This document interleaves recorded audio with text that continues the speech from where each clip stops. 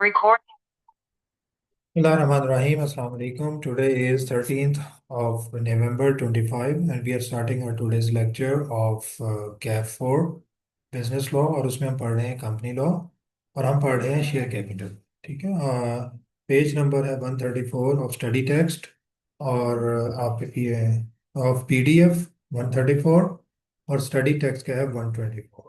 ठीक हो गया। यहाँ पे कल हमने जो पढ़ा था, हमने पढ़ा था प्रेफरेंस शेयर्स और ऑर्डिनरी शेयर्स क्या होते हैं और उनमें क्या फ़र्क है। क्यूमुलेटिव प्रेफरेंस शेयर्स क्या होते हैं, नॉन क्यूमुलेटिव क्या होते हैं, कन्वर्टेबल क्या होते हैं, नॉन कन्वर्टेबल क्या होते हैं। अब इसकी एक तीसरी टाइप भी कभी कभी यूज़ होती है और आती है, वो है रिडीमेबल और इरिडीमेबल। रिडीमेबल, रिडीम करने का मतलब है कोई चीज़ वापस लेके पैसे दे देना। ठीक है। मैंने आपको कोई कूपन दिया हुआ था, मैंने कूपन रिडीम कर दिया, कूपन आपसे ले लिया और आपको पैसे देके आपको क्लियर कर दिया। रिडीमेबल प्रेफरेंस शेयर्स क्या, प्रेफरेंस शेयर कंपनी वापस ले ले और पैसे देके उन्हें फारिग कर दे। ये बहुत कम होते हैं वैसे, लेकिन ये भी एक टाइप हो सकती है। रिडीमेबल, इरिडीमेबल, कन्वर्टेबल, इनकन्वर्टेबल और क्यूमुलेटिव और नॉन क्यूमुलेटिव। तो प्रेफरेंस शेयर्स के पास जनरली वोटिंग राइट्स नहीं होते, जनरली नहीं होते, लेकिन आप दे सकते हैं।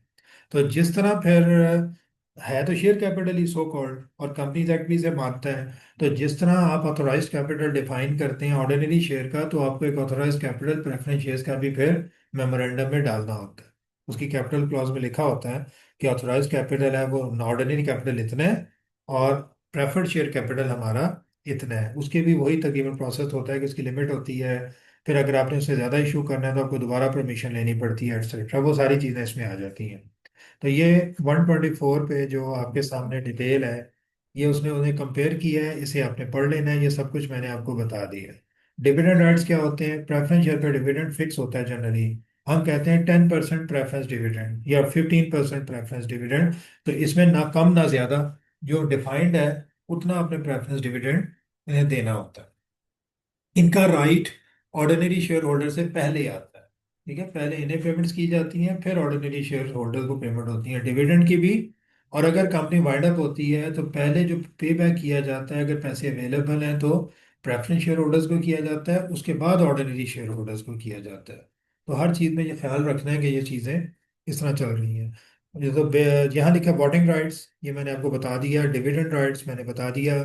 वाइंडिंग अप मैंने बता दिया। और बेसिस ऑफ डिफरेंट क्लासेस, ये हमने बता दिया कि इसमें डिफरेंट क्लासेस दोनों में ही हो सकती है। ठीक है। लेकिन ऑर्डिनरी शेयर में कहलाती है क्लास ए, क्लास बी, एटसेट्रा। जबकि प्रेफरेंस शेयर में वो कहलाती है 10% प्रेफरेंस डिविडेंड, 20%, 15%। मतलब वो तकरीबन वही चीज़ होती है, लेकिन थोड़ा सा ही फर्क होता है। ठीक है। इसकी क्लासेस बेसिकली क्लास ए, क्लास बी नहीं होती। Convertible preference shares, inconvertible, redeemable, irredeemable, इनकी क्लासेस ऐसे होती है। अब है variation of share holders right. अगर शेयर होल्डर्स राइट को वेरी करना है, चेंज करना है, तो इसका मतलब है कि आपको कौन सी डॉक्यूमेंट चेंज करनी है। आप शेयर होल्डर्स के राइट्स को चेंज कर रहे हैं, उनके वोटिंग राइट चेंज कर रहे हैं। मेमोरेंडम या आर्टिकल्स, आर्टिकल मेमोरेंडम नहीं। मेमोरेंडम में तो ऑथोराइज्ड कैपिटल आता है, अमाउंट आती है, नंबर ऑफ शेयर्स आते हैं और फेस वैल्यू आती है, उसमें राइट्स तो नहीं आते। राइट्स सारे कहाँ पे होते हैं, वो तो आर्टिकल्स में होते हैं।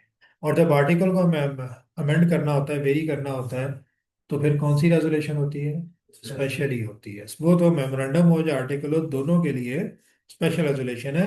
वो थोड़ा सा तरीके में फर्क है। तो वेरिएशन में भी आपको स्पेशल रेजोल्यूशन चाहिए होगी। अगर आप शेयर होल्डर्स के राइट को वेरी करते हैं तो आपको स्पेशल रेजोल्यूशन पास करनी है। रिस्ट्रिक्शन ऑन अल्ट्रेशन, अल्ट्रेशन पे रिस्ट्रिक्शन क्या आएगी, if alteration affects the substantive rights और लाइबिलिटीज ऑफ मेंबर्स और of A class of member, it shall be carried out only if a majority of at least three-fourths of the members or of the class of members affected by such alteration vote for such alteration। ठीक है। तो मतलब ये है कि एक तो special resolution overall pass होनी चाहिए। एक जिस क्लास के राइट्स वेरीफाई हो रहे हैं या जौन से शेयर होल्डर्स के राइट वेरी हो रहे हैं, उन शेयर होल्डर्स की भी कम से कम 3/4 मेजोरिटी उसमें यस कहे कि जी आप चेंज कर लें, हमें प्रॉब्लम नहीं है। तो दो चेंजेस हैं, दो रेजोल्यूशन चाहिए, एक ओवरऑल स्पेशल रेजोल्यूशन, एक उस क्लास की या उन लोगों की जो अफेक्ट हो रहे हैं उनकी अपनी 3/4 मेजोरिटी भी चाहिए। ये याद रखना है। आ गया right to challenge the variation in the court. ये वही वाली बात है, हमने पहले भी एक जगह पढ़ा था कि अगर आप किसी शेयर होल्डर को एतराज है किसी चीज पे, तो वो कोर्ट में जाना चाहता है, तो कितने कम से कम उसके पास वोटिंग राइट्स होने चाहिए। हमने एक जगह थोड़ा सा पढ़ा था।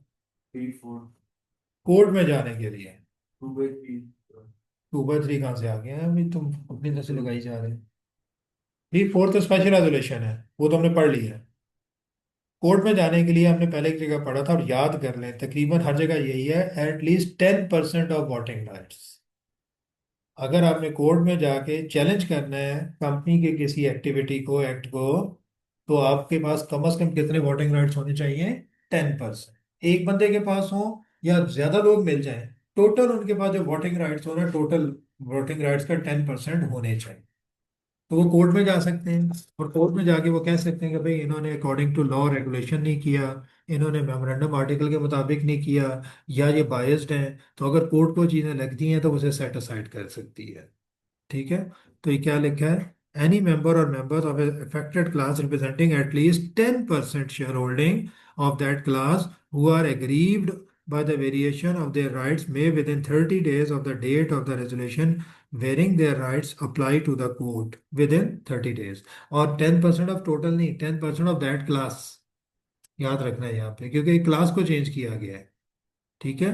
तो 10% ऑफ दैट दैट क्लास, क्योंकि ओवरऑल चेंज किया जाए तो वो तो क्लास तो बहुत छोटी होगी। 10% पता नहीं किसी के पास है भी कि नहीं है, वो तो बहुत ज़्यादा तादाद होगी। 10% ऑफ दैट क्लास, वो अगर है, तो वो कोर्ट में जाके से चैलेंज कर सकता है। The application may be made on behalf of the share और with in 30 days। Application may be made on behalf of shareholders entitled to make it by such one or more of their number as may be authorized in writing in this behalf। तो वो जो बंदा खुद affected है वो भी कर सकता है, उसके बिहाफ पे कोई और भी कर सकता है, जिनके पास उसकी तरफ से अथॉरिटी मौजूद हो कि भाई इसने मुझे अथॉरिटी दी है कि हम चैलेंज करें। Basis of court decision, court उसे देखेगी, और अगर उसे लगता है, दो पॉइंट्स हैं याद रखना है। The company withheld certain facts while getting the resolution passed, had the members been in knowledge of that those facts, they would not have passed the resolution varying the rights of a particular class। तो company ने certain facts को छुपाया है, अगर ये facts वो बता देती तो मेंबर का फैसला कुछ और होता। Number two, the variation is otherwise prejudicial to the interest of member, या ये ओवरऑल जो साबित करना पड़ेगा कि वो मेंबर के इंटरेस्ट के खिलाफ है। तो इतना आसान नहीं होगा।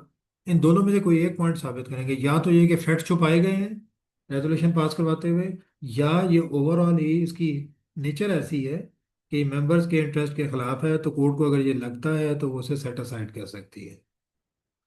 Filing with registrar, The company is required to file a copy of the order of the court to the registrar within 15 days। तो ये भी एक स्टैंडर्ड ही है, जगह जगह जहाँ कोर्ट बीच में आएगी तो कंपनी ने 15 दिन में रजिस्ट्रार को कॉपी भेजनी है कोर्ट के ऑर्डर की, जो भी ऑर्डर आया है। ठीक हो गया। तो ये तीन चीज़ें आपने याद रखनी है। प्रैक्टिस क्वेश्चन नंबर 1 है, Saga limited a listed company has two classes of ordinary shares, class A and class B. In order to attract foreign investors, the director intend to issue a new class of ordinary shares, that is class C, with no voting rights। Currently, SL's memorandum and articles of association do not contain such class of shares. Under the provisions of Companies Act, briefly describe the steps which the director should take prior to issuance of Class C shares। जी, क्या करेंगे। आगे आखिर में लिखा है, procedure for issuance of share is not required. Share issue करने का अपना प्रोसीजर होता है, वो कह रहा है वो मुझे ज़रूरत नहीं है। उससे पहले की बात बताओ कि डायरेक्टर्स को क्या करना चाहिए। जी, आप नई क्लास इंट्रोड्यूस कराना चाह रहे हैं, क्लास सी, तो आप क्या करने जा रहे हैं। नहीं, करने क्या जा रहे हैं। New class new share. तो फिर उससे क्या चीज़ चेंज हो जाएगी। आर्टिकल या मेमोरेंडम। मेमोरेंडम भी चेंज होगा और आर्टिकल भी चेंज होगा। सारे आर्टिकल में उनके राइट्स ड्यूटीज लाइबिलिटीज आएंगी क्लास सी की। मेमोरेंडम में एक नया ऑथोराइज्ड कैपिटल आएगा क्लास सी का। दोनों चेंज होंगे, तो क्या होगा, स्पेशल रेजोल्यूशन पास हो। उसके बाद क्या होगा, वोटिंग कराई जाएगी। वो तो रेजोल्यूशन पास होने का मतलब ही ये है ना कि वोटिंग कराई गई है। फिर रजिस्ट्रार के पास। उससे पहले जो ऊपर पढ़ा है कि जिन लोगों के राइट अफेक्ट हो रहे हैं, अगर किसी के राइट अफेक्ट हो रहे हैं तो उनकी भी 3/4 मेजोरिटी नहीं ली जाएगी।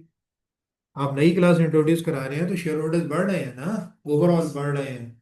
तो हो सकता है पुराने शेयर होल्डर के राइट थोड़ा जियोपराइज हो जाए, ऊपर नीचे हो जाए, कोई मसला हो जाए। कोई चेंजेस आ जाए। अगर आ रही हैं तो आपको उस उन क्लास ऑफ मेंबर्स की भी 3/4 मेजोरिटी लेनी पड़ेगी। सर अगर नाम मिले तो कैंसिल होगी ये हाँ, आर्टिकल। नहीं होगी ना, जाहिर है कि लेनी पड़ेगी, मतलब नहीं होती तो ये नहीं चलेगी, आगे नहीं चलेगी। ठीक है, तो ये आपने बताना है। तो नीचे उसने देखें क्या लिखा है, इसे पढ़ लीजिएगा आप, ठीक है। मैं पढ़ लेते हैं। SL can issue new class share only if it is permitted by the memorandum and articles. Since SL's article and memorandum lack any such classification, the directors are first required to alter the provisions of SL's article of association and memorandum of association by getting a special resolution passed by general meeting. It should, however, be noted that where such alteration affects the substantive rights or liabilities of members or of a class of member, it shall be carried out only if a majority of at least 3/4 of the members or of the class of member affected by such alteration, as the case may be, exercise the option through vote, either personally or through proxy. Either personally through proxy, ये वाली बात जगह जगह लिखी है तो उसने यहाँ वो भी फिट कर दी, हालांकि ऊपर हमने नहीं पढ़ी थी।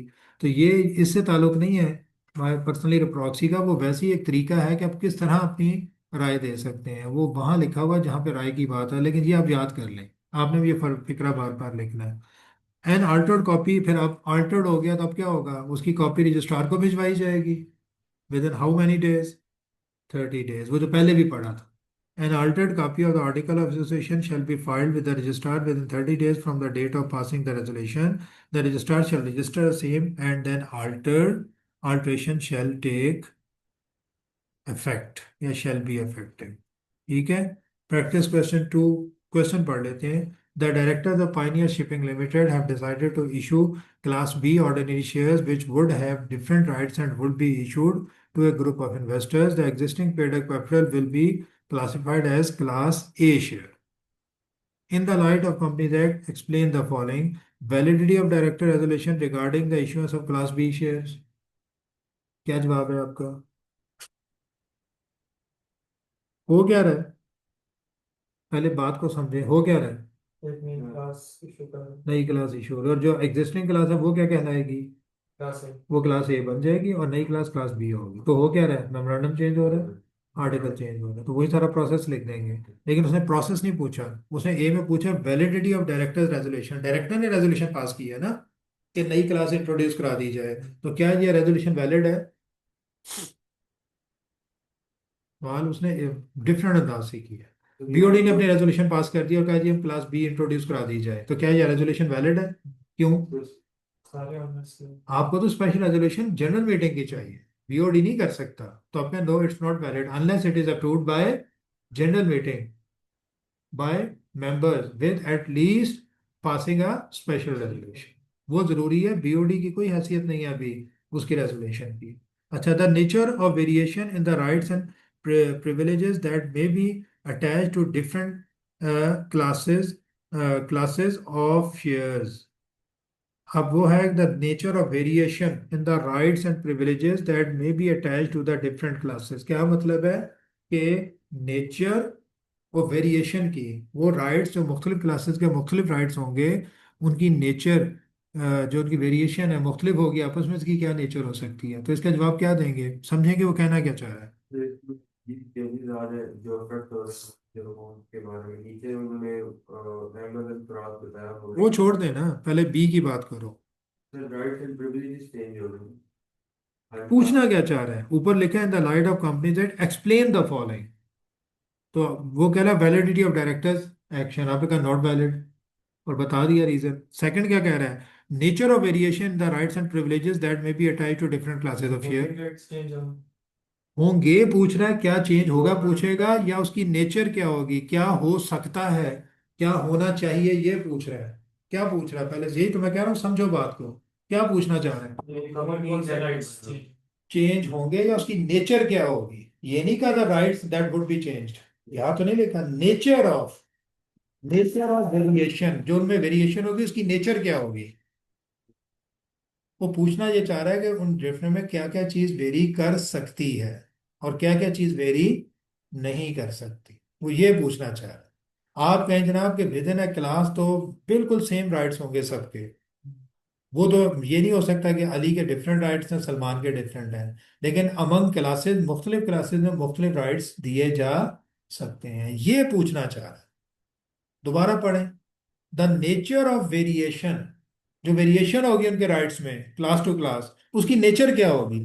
तो नेचर क्या होगी, मतलब नेचर यही होगी, ये नहीं पूछना होगा कि क्या क्या चेंजेस आएंगी। हर क्लास वो के पूछ अपने रहा है कि चेंज नेचर की, चेंज की नेचर क्या होगी। नेचर ये होगी कि विद इन क्लास तो एक ही राइट्स होंगे, लेकिन अमंग क्लासेस मुख्तलिफ राइट दिए जा सकते हैं। और राइट्स कौन कौन से होते हैं शेयर होल्डर के, मैंने आपको पहले बताया था। Right to vote, right to attend the meeting and vote. Number two, right to receive dividend. Number three, right to participate in the surplus assets at the time of winding up. तीन ही basic rights होते हैं। तो वो same हो सकते हैं हर class में, लेकिन अगर डिफरेंट भी रखना है तो within a class same ही होंगे, वहां डिफरेंट नहीं दिए जा सकते, लेकिन क्लास टू क्लास को डिफरेंट हो सकते हैं। तो इसका जवाब आपने पढ़ लेना है, ठीक है। नीचे पढ़े, अहमद एंड फराज होल्डिंग 9% एंड 10% share holding respectively do not agree with the issuance of Class B shares, as their opinion this would adversely affect their interest through a majority of the members, though a majority of members are in favor of the resolution. In the light of the provisions of Companies Act, advise the course of action which the Ahmed and Fraud should take.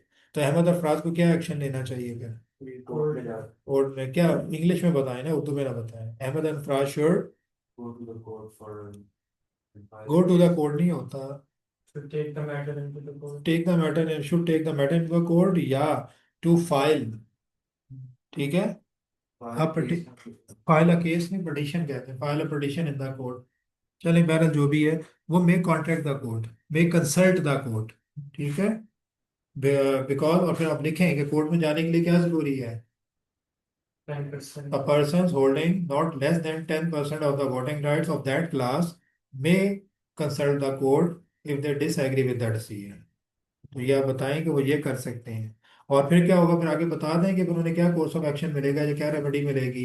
If the court is satisfied that, फिर दो point बताएं। पहला क्या था,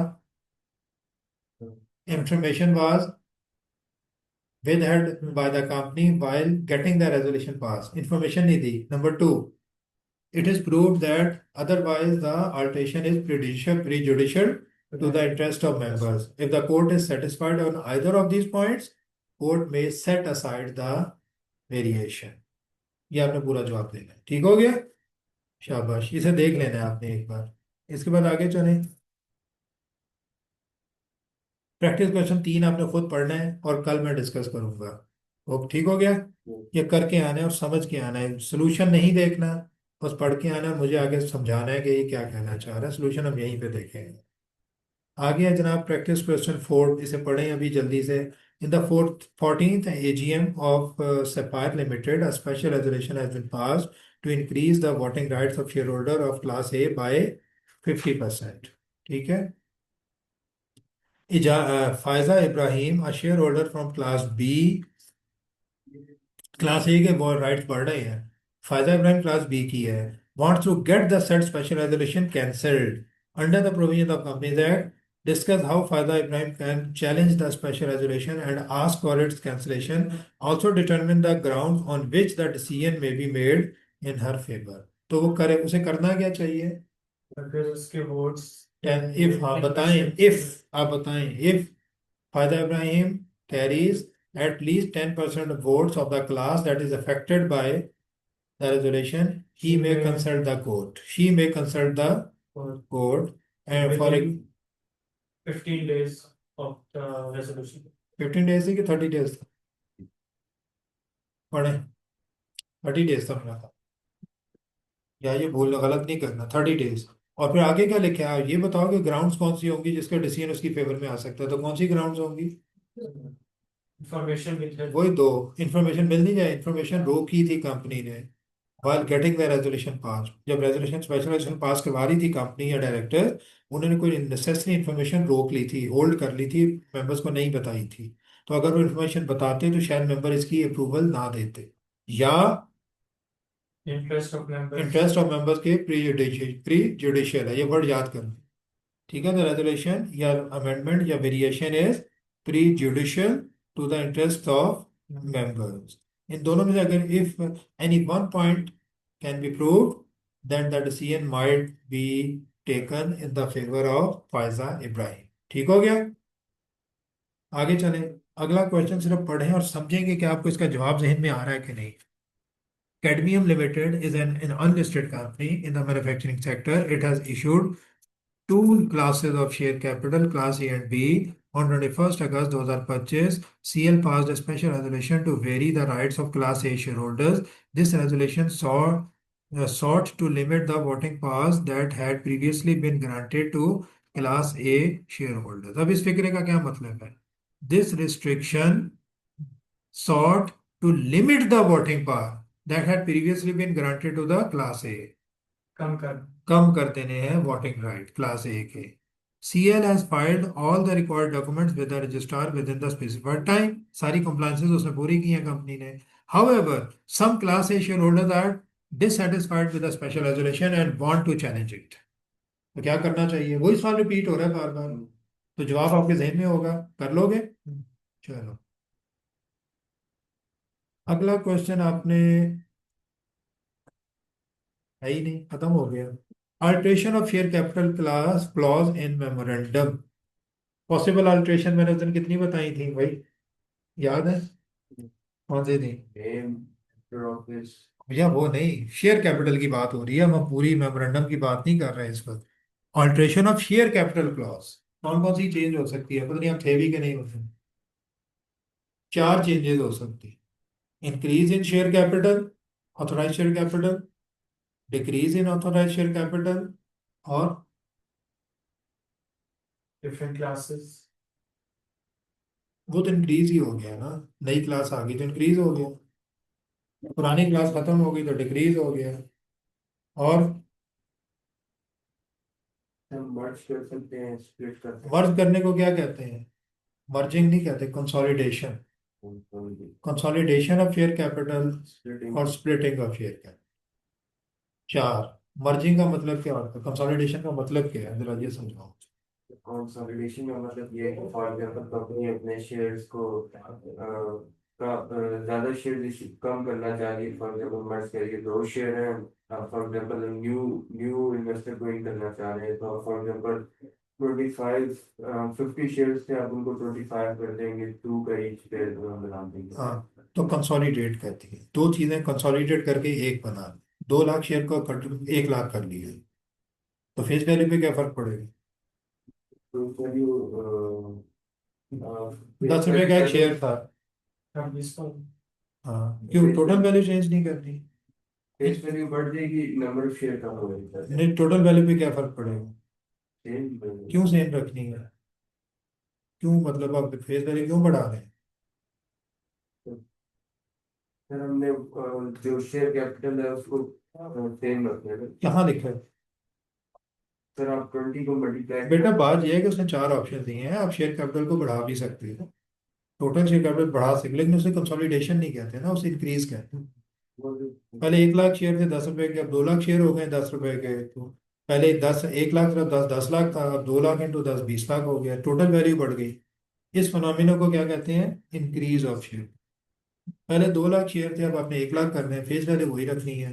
तो पहले 20 लाख था share capital, अब 10 लाख हो जाएगा, डिक्रीज, टोटल वैल्यू डिक्रीज हो जाएगी. इसे क्या कहते हैं फिनोमिना को? Decrease of share. जब आपने टोटल वैल्यू को नहीं छेड़ना लेकिन नंबर ऑफ शेयर बढ़ाने हैं, तो फिर क्या होता है? Splitting of share. आपने टोटल वैल्यू को नहीं छेड़ना और शेयर के नंबर ऑफ शेयर कम करने हैं, ये भी तो ऑप्शन मौजूद है ना. इसे क्या कहते हैं? Consolidation of share capital. अब कंसोलिडेशन कितने तरीकों से हो सकती है? 3 तरीकों से. ऐसे, सर आप नंबर ऑफ शेयर्स चेंज कर दें. अगर मैं कहता हूं कि नंबर ऑफ शेयर वही रखूं, फेस वैल्यू चेंज कर दूं, फिर क्या होगा? ये 5वीं किस्म नहीं हो जाएगी चेंज की कि नहीं?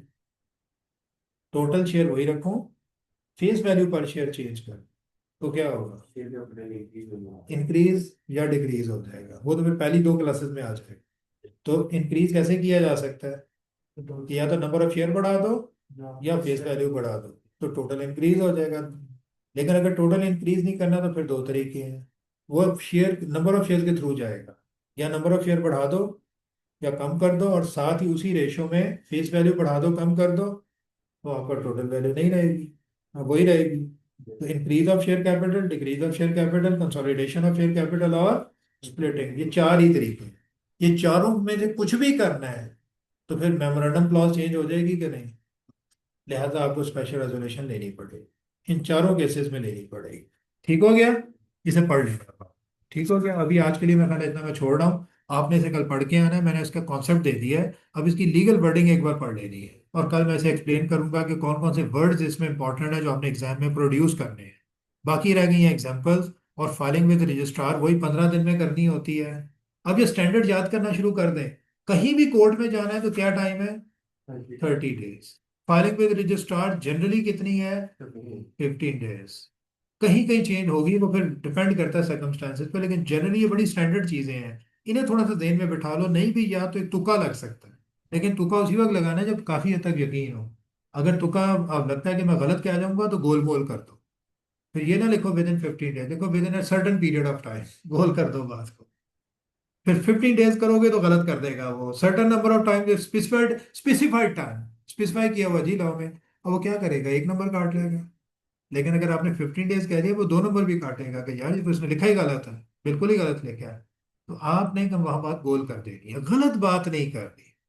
एग्जामिनर को ये इंप्रेशन नहीं देना कि मैं तुम्हें ब्लफ कर रहा हूँ, ठीक है ना। आपने जनरल बात कर देनी है, ये याद रखना कि कोशिश करो कि टाइमलाइंस आपको याद हो, टाइमलाइंस ही तो इंपॉर्टेंट है इसमें। ठीक है, तो ये चीज़ आपने कल पढ़ लेनी है। कल हमारा ये वैसे ही ख़त्म भी हो गया, मेरा ख्याल है थोड़ा सा ही रह गया है। तो कल हम इसे चैप्टर को ख़त्म कर देंगे, कमेंसमेंट ऑफ बिजनेस आ गया। वो एक बड़ी चीज़ है, मैं आपको पढ़ा चुका हूँ वैसे पहले शुरू में काफ़ी हद तक याद है ना, मिनिमम सब्सक्रिप्शन और वो सारी चीज़ें अब ये अब आई हैं। तो इसमें थोड़ी सी चीज़ मुझे बतानी पड़ेगी, प्रॉस्पेक्टस क्या होता है, आइडिया दिया था मैंने, स्टेटमेंट एंड लियो प्रॉस्पेक्टस, वो सारी चीज़ें अब आ रही हैं, अब सिर्फ एक बार आपने रीडिंग करनी है। ये सब कुछ आपने पढ़ लिया पहले से, ठीक है, तो इसे हम एक बार पढ़ेंगे। और इसे मिनिमम सब्सक्रिप्शन भी आ रही है, ये भी मैंने आइडिया दिया था, तो ये सारी चीज़ें हमने पढ़ के बस एक बार कंक्लूड करनी है। लेकिन करनी ज़रूर है, एक बार ज़रूर पढ़ेंगे और हमारा चैप्टर खत्म हो जाए। तो होपफुली कल हम इस चैप्टर को कंक्लूड करेंगे इंशाल्लाह। ठीक हो गया, तो कल मिलते हैं इंशाल्लाह, इससे आगे आज के लिए काफ़ी है। ओके जी, अल्लाह हाफिज़, अस्सलाम वालेकुम।